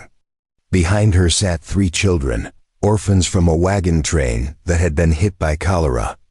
Name's Margaret Thornton, the woman announced without preamble. I heard tell there was a white woman living out here in Apache country. Figured it might be true. These young'uns need a place, and I'm too old to care for them proper. Thought maybe you could use the help and they could use the home. Ilara stood speechless, uncertain how this woman had found them, uncertain what to make of this strange proposal. Kirik emerged from the shelter, and Margaret's eyes widened slightly, but she didn't flinch or show fear. So the other rumor's true too, she said matter-of-factly. You're keeping company with an Apache. Well, I've seen stranger things and I'm too tired to judge. These children need food and shelter. Can you provide it or not? The directness of the question cut through Ilara's confusion. She looked at the 3 children, 2 girls and a boy, ages ranging from maybe 5 to 10, all with that particular hollow-eyed look she recognized intimately. Starving, frightened, alone. She thought about refusing, about protecting the fragile peace they'd built, but then she remembered garbage barrels and the taste of desperation. We can provide it, she said. Kirik nodded his agreement, and Margaret's stern face softened into something approaching approval. Margaret stayed for 3 days, helping the new children settle in, teaching Ilara techniques for stretching food supplies and preserving meat through the winter. She asked no questions about Ilara's relationship with Kirik, offered no judgment about their unconventional household. On the morning she left, she pressed a small leather pouch into Ilara's hands. Silver coins, she said quietly. Not much, but enough to buy supplies in Dos Cabezas if you're careful. The shopkeeper there, Samuel Chun, he's Chinese and doesn't give a damn about racial politics. Tell him Margaret sent you. He'll treat you fair. Why are you helping us? Ilara asked, genuinely puzzled. Margaret looked at her with eyes that had seen too much of the world's cruelty. Because decent people are rare enough that when you find them, you help them survive. You took in orphans without hesitation. You're raising children that aren't your blood. That tells me what kind of woman you are. She glanced at Kirik. And any man who would give up war for peace, who would choose protecting over destroying, that's rare too. Don't waste it. With the new children, the canyon transformed again. The 2 girls, Sarah and Rebecca, were sisters who clung to each other with the desperate intensity of survivors. The boy, called simply Jack because he couldn't remember his last name, was quiet and watchful, helping with chores without being asked. Finn took to his role as oldest child with surprising maturity, teaching the others where to find water, how to avoid the sharp cacti, which rocks were safe to climb. Marin, no longer the baby, became fiercely protective of Sarah, the younger girl, sharing her corn husk doll and sleeping curled around her like a protective cat. Ilara and Kirik fell into the role of parents to this makeshift family with a naturalness that surprised them both. They never discussed it, never put words to what they were building, but the shape of it became clear in daily actions. Kirik teaching Jack to make snares while Ilara braided Rebecca's hair. Both of them sitting up with Sarah when nightmares made her cry, taking turns telling stories until she drifted back to sleep. The casual touches between them, his hand on her shoulder as he passed, her fingers brushing his arm when handing him food. Gestures of comfort and connection that had become as natural as breathing. In January, Ilara took the silver coins and made the journey to Dos Cabezas, leaving Kirik with the children. She was terrified, expecting recognition, condemnation, perhaps even arrest. But the trading post was as Margaret had described. Samuel Chun asked no questions, simply traded her silver for flour, salt, coffee, needles and thread, a few precious books for the children to learn reading. When she mentioned she was living in the canyon with an Apache, he merely nodded. A man is a man, he said in careful English. Good or bad has nothing to do with what color his skin is. Come back when you need more supplies. Spring arrived, and with it, a different kind of visitor. A man in his 40s rode into the canyon on a tired horse, wearing the collar of a circuit preacher. He introduced himself as Reverend Joshua Mathis, and his eyes were kind but curious. "I heard about your situation from Margaret Thornton," he said without preamble. "She thought you might appreciate a visit from someone who could offer spiritual counsel without judgment." He looked at the children playing by the stream, at Keurig standing protectively near the shelter. "I can see you've built something remarkable here." Over coffee that evening, Reverend Mathis listened to their story without interruption. Alara found herself telling things she'd never spoken aloud, about Thomas's death, about the garbage barrels, about Keurig finding her at her lowest point. Keurig, in turn, spoke of his daughter, his wife, the burning village, his weariness with war. When they finished, the Reverend was quiet for a long time. "Staring into the fire, the God I serve," he said finally, "cares more about how we treat each other than about the color of our skin or the customs of our birth. What you've built here, this family drawn from loss and pain, this is closer to the kingdom of heaven than most churches I've seen." He looked at them directly. "But you should know, the law won't see it that way. Interracial marriage is illegal in this territory. If anyone wanted to make trouble for you, they could claim you're living in sin, take the children away, maybe even arrest you both." The words landed like stones in still water, creating ripples of fear. "What can we do?" Alara asked, her voice barely above a whisper. Reverend Mathis considered carefully. "In the eyes of the law, nothing. But in the eyes of God and decent people, you're already married in all the ways that matter. I can perform a ceremony, give you a certificate, though it won't be legal. It might offer some protection, some legitimacy. At least people would know you're committed to each other, not just living in sin as they'd assume." Ilara looked at Keurig, suddenly uncertain. They had never discussed marriage, never put formal words to what existed between them. His expression was unreadable in the firelight. Then he reached out and took her hand, his rough palm against hers. "I would be honored," he said simply, "to call you my wife in any language, under any law, recognized or not. You have given me a reason to live when I had forgotten what that felt like." Tears spilled down Ilara's cheeks, hot and unexpected. "Yes," she whispered. Yes, they were married the next morning under the cottonwood tree that grew beside the stream, its branches full of new green leaves. Reverend Mathis spoke words about love and commitment, about building a life on faith rather than fear. The children stood witness, Finn holding Marin's hand, the others arrayed in a solemn line. When it came time to exchange vows, Keurig spoke in Apache, then translated.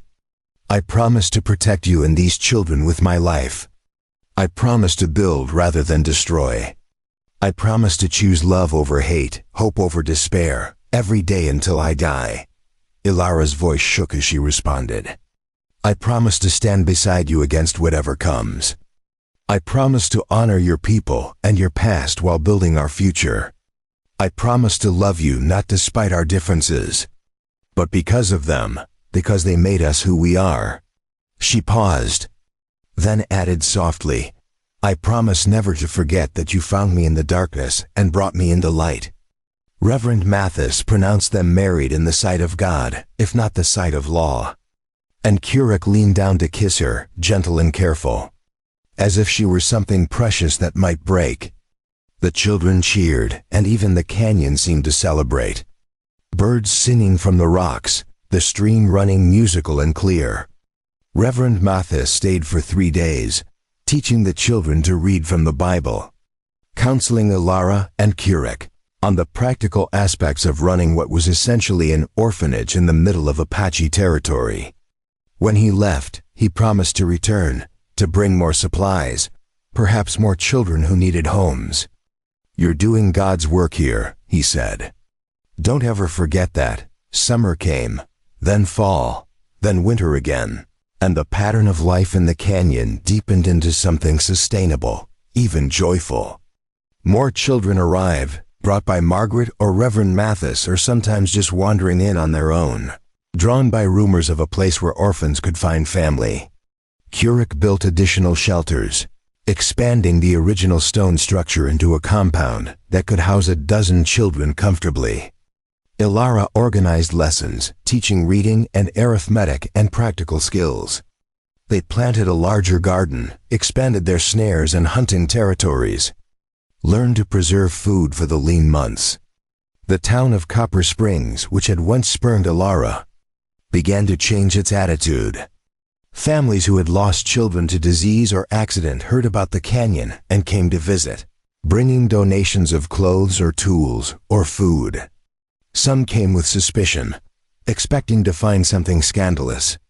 But what they found instead was a well-run household, clean children who could read and write. A sense of order and purpose that defied their prejudices. Word spread and the donations increased. Not everyone approved, of course. There were still those who muttered about race mixing, about savage influence on Christian children, about the impropriety of the whole arrangement. But these voices grew quieter as the evidence mounted that the children in the canyon were thriving in ways orphans in conventional institutions rarely did. They were learning skills, developing confidence, becoming productive members of a community that valued each of them.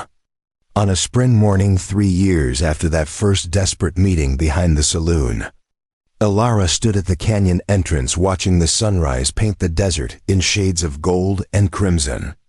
Kirik came up behind her, wrapping his arms around her waist, and she leaned back against his chest, feeling his heartbeat steady and strong. From the shelter behind them came the sounds of children waking, laughing, arguing over whose turn it was to fetch water. Normal sounds, beautiful sounds. Do you ever regret it? Kirik asked quietly. Choosing this life? Ilara thought about the question seriously, considered the hardships they'd endured, the prejudice they still faced, the uncertainty that would always shadow their existence. Then she thought about the alternative, about garbage barrels and starvation, about dying slowly in a town that saw her as refuse. Not for a single moment, she said. This is real. This matters. We're saving lives, including our own. Kirik's arms tightened around her. I had forgotten, he said, his voice rough with emotion, what it felt like to build something instead of watching things burn. You gave that back to me. You and these children, you are my redemption. We're each other's redemption. Ilara corrected softly. She turned in his arms to face him, seeing the man he'd become, still strong and capable, but gentled by love and purpose. You found me when I was searching trash for food and said, follow me. I followed you into a new life, and you followed me into peace. That's what marriage is, I think. Following each other into becoming better than we were. They stood together as the sun climbed higher, warming the canyon, bringing another day of challenges and joys. Behind them, Finn emerged from the shelter carrying Marin on his back, both of them laughing. The other children followed, a stream of young life flowing into the morning. Samuel Chun's wagon appeared on the ridge, bringing supplies and news from town. Margaret Thornton rode beside him, probably bringing another orphan who needed a home. The canyon that had once been a place of abandonment, a sacred space forgotten by the people who had built it, had become something new. A refuge, yes, but more than that. A testament to the idea that family could be chosen, that love could cross any divide, that two broken people could find each other in the darkness and build something whole. Years later, when people told the story of the canyon, they would speak of it in hushed, respectful tones. The place where an Apache warchief and a starving widow had created a sanctuary for lost children, where dozens of orphans had found family, where the divisions that plagued the territory seemed to matter less than the bonds of shared humanity. Some called it miracle, others called it madness, but those who lived it knew a simpler truth. It was love, fierce and practical and enduring. Love that had started in a moment of desperation behind a saloon and grown into something that changed lives. Love that had taken a woman searching trash barrels and a man tired of death and given them both a reason to choose life. Love that had filled a forgotten canyon with laughter and hope and the sound of children, growing toward futures their parents could barely imagine. And on quiet nights, when the wind moved through the canyon walls and the stars blazed overhead, Alara would sometimes think back to that morning when she'd been caught stealing from garbage, certain she was about to die, and a stranger had said two simple words that changed everything. "Follow me."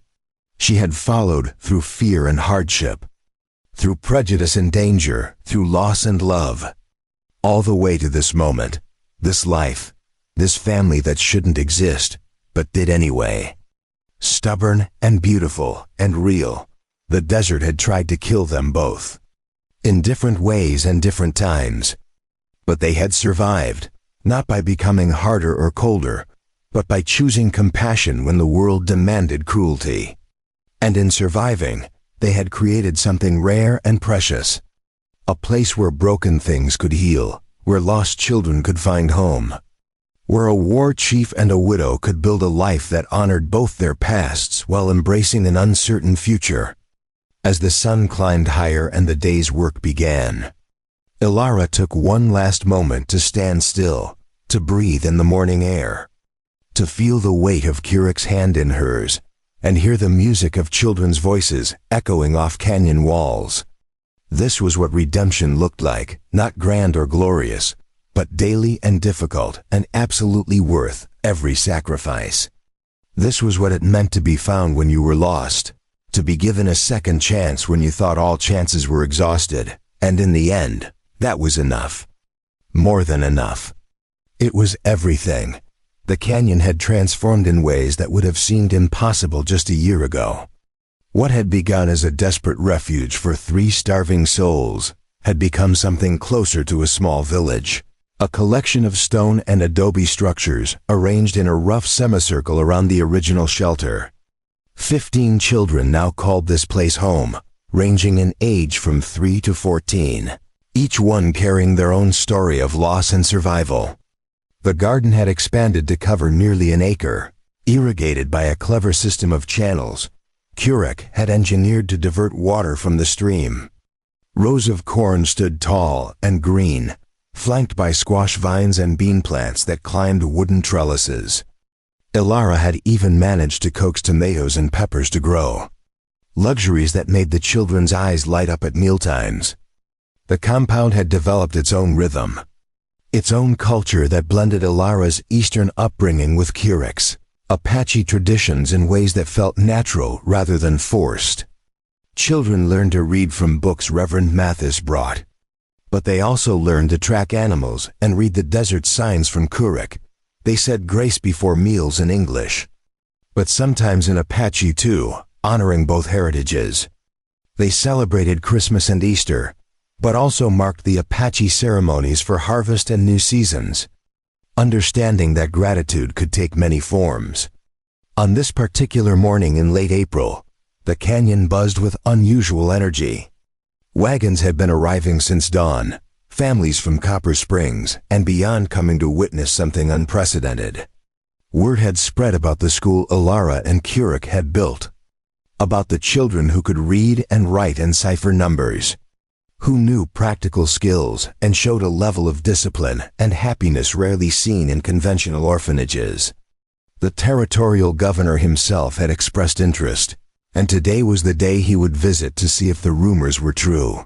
Alara stood near the main dwelling, smoothing her dress nervously. It was new, sewn from fabric Margaret Thornton had brought, a deep blue that Curic said made her eyes look like mountain lakes. She'd laughed at the poetry coming from a man who'd once been known only as a warrior, but she'd worn the dress anyway. Her hair, no longer the tangled mess it had been, was pinned up properly, though a few blonde strands had already escaped in the morning heat. She looked, she hoped, like someone respectable, someone who could be trusted with children's lives. Curic emerged from the schoolhouse they'd built, a long adobe structure with a roof of wooden beams and packed earth. He wore clothes that straddled 2 worlds, buckskin pants but a cotton shirt Margaret had altered to fit his broad shoulders, his long hair bound back with a leather cord. He still wore his knife, but he'd left the rifle inside, a concession to the sensibilities of their visitors. His face was calm, but Alara could see the tension in his shoulders, the way his eyes constantly scanned the canyon entrance. He was prepared for this to go wrong, for the authorities to decide their arrangement was improper and take the children away. "They're coming," Finn called from his lookout post. Now a proper platform built into the canyon wall with a ladder for easy access. The boy had grown tall and lean, his voice beginning to deepen, hovering on the edge of manhood. He scrambled down with practiced ease and ran to join the others as they assembled in front of the schoolhouse, freshly scrubbed and dressed in their best clothes, ready to demonstrate what they'd learned. The governor's party consisted of 5 wagons and a dozen mounted soldiers, an impressive show of authority that made several of the younger children shrink back in fear. The soldiers bore too strong a resemblance to the men who had raided the canyon years ago, men who had brought violence and terror. Kuruk moved to stand beside Alara, his presence a silent promise of protection, and she felt some of her nervousness ease. Whatever happened, they would face it together. Governor Edmund Ross dismounted from his wagon with the stiff movements of a man more accustomed to offices than frontier travel. He was in his early 50s, gray-haired and dignified, with sharp eyes that missed nothing. Behind him came his secretary, a thin young man laden with papers and ledgers, and his wife, a formidable woman named Catherine, who surveyed the canyon with the critical gaze of someone used to finding fault. Also in the party was Samuel Chun from the trading post, included as a witness specifically, because he'd been providing supplies and could testify to the operation's legitimacy. "Mrs. Finn," the governor said, approaching with his hand extended. He'd done his research, knew to use her married name even though the marriage wasn't legally recognized. "And Mr. Kuruk, thank you for agreeing to this visit. I've heard remarkable things about what you've accomplished here." His handshake was firm, professional, but his eyes kept drifting to the children assembled behind them. "Assessing, calculating, Governor Ross," Alara said, her voice steadier than she felt. "Welcome to our home. These are our children." She gestured to the assembled group, and on cue, they spoke in unison, a greeting they'd practiced. "Good morning, Governor. Welcome to Canyon Springs." The name had been Marin's idea, simple and descriptive, and it had stuck. The governor's eyebrows rose slightly, impressed despite himself. "Well trained," he observed. His wife moved closer, examining the children with a scrutiny that made Alara's protective instincts flare. Catherine Ross looked at their clothes, their hair, their fingernails, checking for signs of neglect or abuse. After a thorough inspection, she nodded once to her husband, a signal that whatever she'd been looking for, she hadn't found it. "Perhaps you'd like to see the schoolhouse," Kuruk suggested, his English clear and formal. He'd been practicing for weeks, determined not to give anyone ammunition to use against them. The governor nodded, and they led the party on a tour of the compound. The schoolhouse interior was simple but functional, wooden benches arranged in rows facing a slateboard Reverend Mathis had donated. Books lined shelves along one wall, a precious library accumulated through donations and careful purchases. The children's work hung on the walls. Arithmetic problems solved correctly, essays written in careful script, drawings that showed developing artistic skill. Governor Ross picked up one of the essays, reading aloud. "The Canyon," by Rebecca Thornton. "Before I came to the canyon, I was alone. My parents died and I had nowhere to go. I was scared all the time. But then Mrs. Alara and Mr. Kuruk took me in. They gave me food and a bed and taught me to read. Now I have brothers and sisters. Now I have a home. I am not scared anymore." He set the paper down carefully. "How old is Rebecca?" he asked. 10, Ilara answered.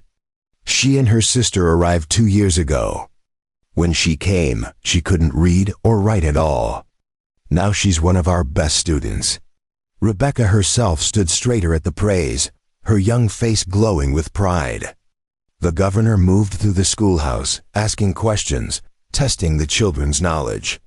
He had young Jack solve arithmetic problems on the slate board. He asked Sarah to read from a primer. He questioned the older boys about geography and history, clearly expecting them to fail. But they didn't fail. They answered confidently, demonstrating knowledge that would have been respectable in any Eastern school. Outside, they toured the garden, the workshops where children learned carpentry and weaving, the stable where they kept 3 horses and a mule, purchased with money from selling surplus vegetables and crafts in town. Kurek explained the irrigation system, the crop rotation schedule, the plans for expanding production. The secretary scribbled notes furiously, documenting everything. Governor Ross's expression remained neutral, giving nothing away, but his wife had begun to look thoughtful rather than critical. "I'd like to speak with some of the children," Catherine Ross announced. Privately, without supervision. It was a test, clearly, checking to see if the children had been coached to hide abuse or mistreatment. Elara's heart hammered, but she nodded agreement. Catherine took 3 children, including Finn and Rebecca, to sit under the cottonwood tree by the stream, far enough away that their conversation couldn't be overheard. While they talked, the governor addressed Elara and Kurek directly. "I'll be frank with you. When I first heard about this situation, I was skeptical. A white woman and an Apache man, living together, raising children of various backgrounds in the middle of nowhere. It seemed like a recipe for disaster, possibly something that needed to be shut down for the children's protection." He paused, looking around the canyon with an expression that had shifted from critical to contemplative. "But what I see here challenges my assumptions. These children are healthy, educated, and apparently happy. That's more than I can say for most institutions I've inspected. We love them," Elara said simply. "Every single one of them. We don't see orphans or burdens. We see children who deserve a chance at life." Kurek added quietly, "In my culture, children belong to the whole tribe, not just their birth parents. We raise them together, teach them together. What we do here is not strange to me, only to those who think family must look a certain way." The governor nodded slowly. "The law says your marriage isn't valid. The law says mixing races is wrong. The law says many things, Mrs. Finn, but I've been in politics long enough to know that laws don't always serve justice. And justice doesn't always follow laws." He looked at them with something approaching respect. "What you've built here is just, even if it isn't strictly legal." "That matters," Catherine Ross returned with the children, her expression unreadable.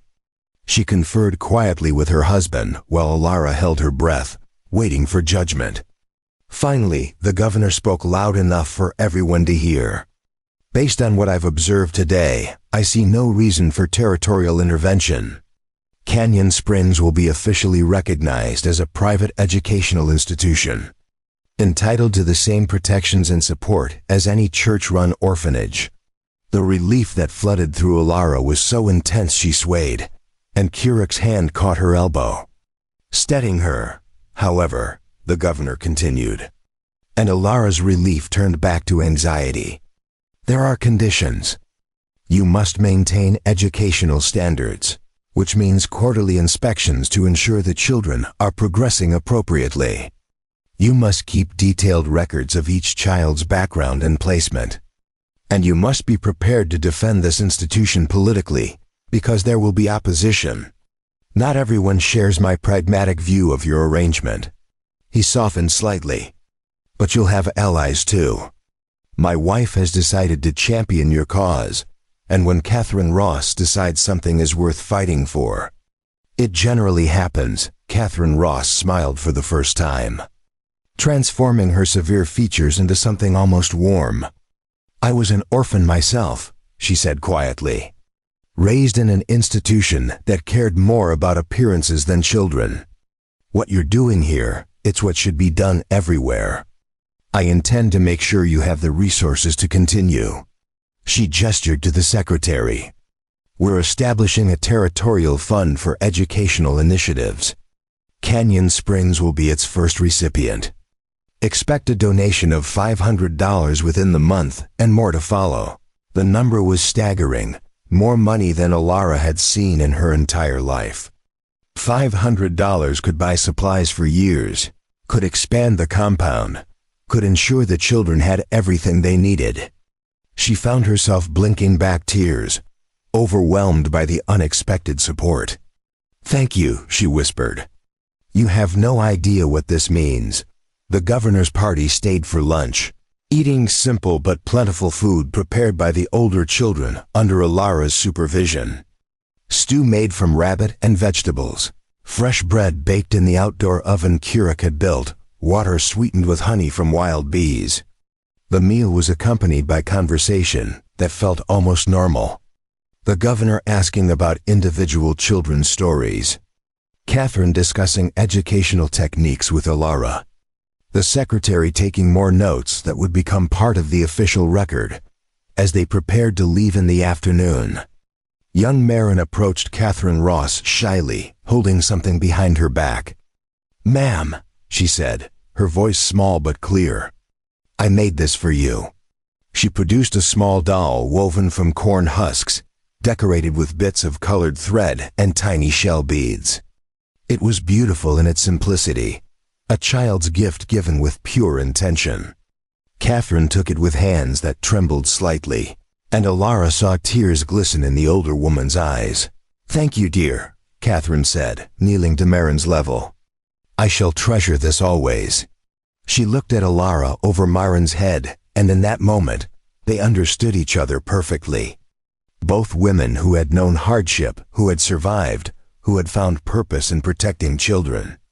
An alliance had been forged that would outlast politics and prejudice. After the wagons departed, leaving dust trails that slowly settled in the still air, the canyon erupted in celebration. The children ran wild, releasing the tension they'd been holding all day, splashing in the stream and climbing rocks with abandon. The older ones built up the fire and started an impromptu feast from the leftovers, adding roasted corn and wild onions to the stew. Someone produced a harmonica, and music filled the canyon. Simple melodies that made feet tap and spirits lift. Alara found Keurig standing apart from the celebration, staring at the canyon walls painted orange by the setting sun. She came to stand beside him, slipping her hand into his. "We did it," she said softly. "We're safe now, official." Keurig squeezed her hand, but his expression remained troubled. "For now," he said. "But governors change, laws change, public opinion changes. We cannot become complacent, I know," Alara acknowledged. "But tonight, can we just celebrate?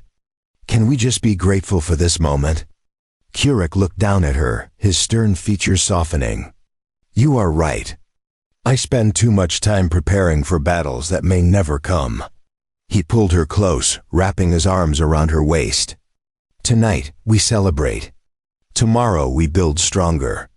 But tonight, we rest in this victory." They rejoined the celebration, dancing awkwardly to the harmonica's tune, Keurig's movements stiff and unpracticed but earnest. The children laughed at their clumsy attempts, but it was loving laughter, the kind that binds families together. Finn swung Marin around until she shrieked with delight. Rebecca and Sarah linked arms and spun in dizzy circles. Even Jack, usually so serious, allowed himself to smile, to be young, to feel joy without reservation, as darkness fell and the stars emerged like promises in the velvet sky. They gathered around the fire for the nightly ritual of stories. Usually, Alara told tales from books or her childhood memories. Tonight, Keurig spoke instead, his deep voice carrying across the canyon, telling a story from Apache tradition about the creation of stars. Long ago, first woman gathered light from the sacred fire and threw it into the sky, creating the stars. Each one represents a prayer, a hope for the future. When you look up at night, you see the dreams of all who came before us, watching over us, guiding us forward. The children listened with rapt attention, faces illuminated by firelight, eyes reflecting stars. In that moment, Ilara saw clearly what they had built, not just structures and gardens, but something more profound. A place where different traditions could coexist, where children could learn that the world was larger and more beautiful than any single perspective could capture.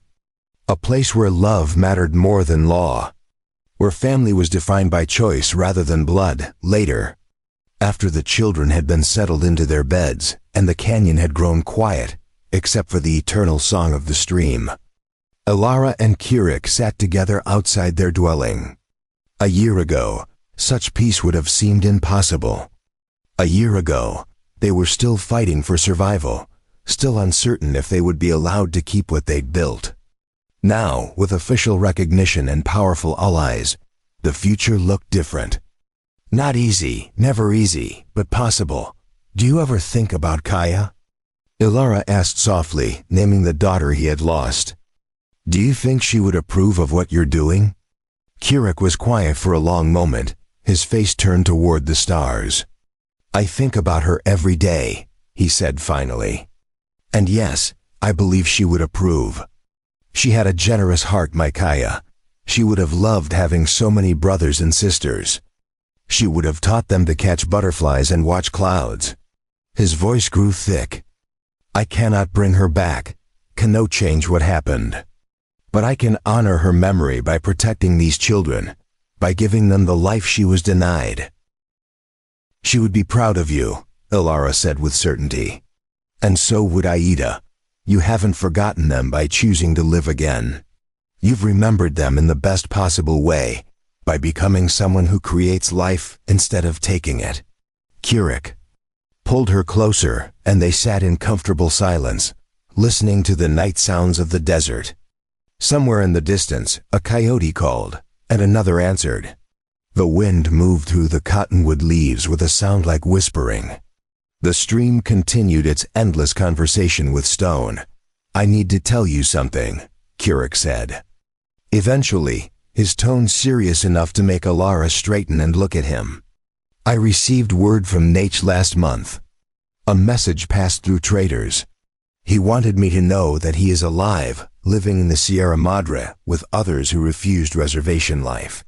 He asked if I regretted my choice, staying here instead of fighting. Kirik paused, choosing his words carefully. I sent a message back. I told him that I fought for 30 years, that I killed many men and watched many friends die. I told him that I finally understand what we were really fighting for, not just land or freedom to roam, but the right to live as we choose, to practice our ways, to pass our culture to the next generation. He gestured toward the sleeping compound. I told him I am still fighting, but with different weapons.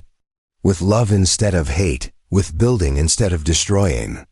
And I told him that I have finally found peace. Ilara felt tears slide down her cheeks, moved by the profound simplicity of his words. Do you think he understood? Kirik smiled slightly. He said I had gone soft, that a white woman had stolen my warrior spirit. Then he said that maybe soft was not the same as weak, that maybe I had found a kind of courage he did not possess. He wished me well, my nephew. That was enough. They sat together until the fire burned down to embers and the moon climbed high overhead, painting the canyon in shades of silver and shadow. Tomorrow would bring new challenges, more children who needed homes, inspections to prepare for, lessons to teach, gardens to tend. The work would never truly be finished. But tonight, beneath a sky full of prayers made visible, two people who had found each other in the darkest circumstances allowed themselves to rest in gratitude.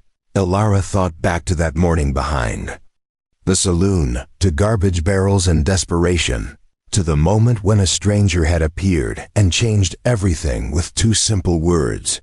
Follow me. She had followed through fear and uncertainty, through prejudice and danger, through loss and love, all the way to this moment.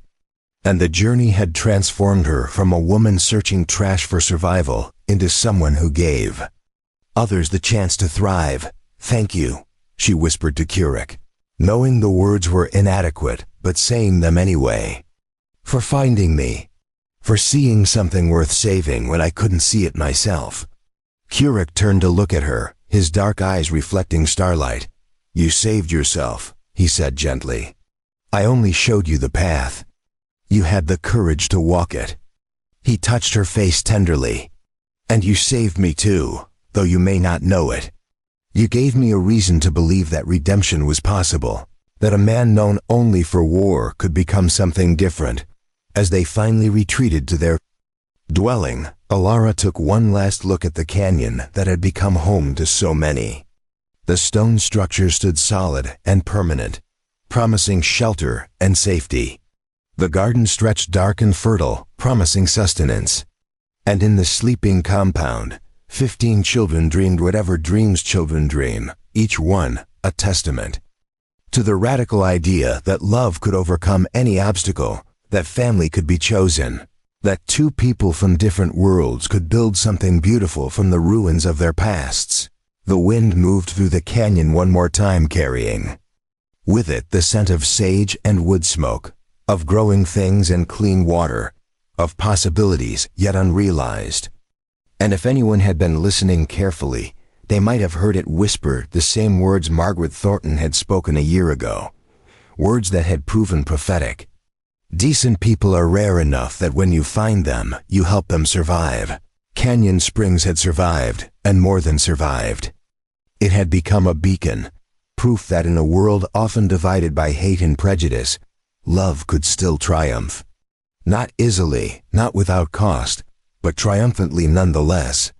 And that was a story worth telling, worth remembering, worth passing down to the children who would grow up to build their own futures on the foundation of courage and compassion laid by a starving widow and a weary warrior who had chosen each other when the world said they shouldn't.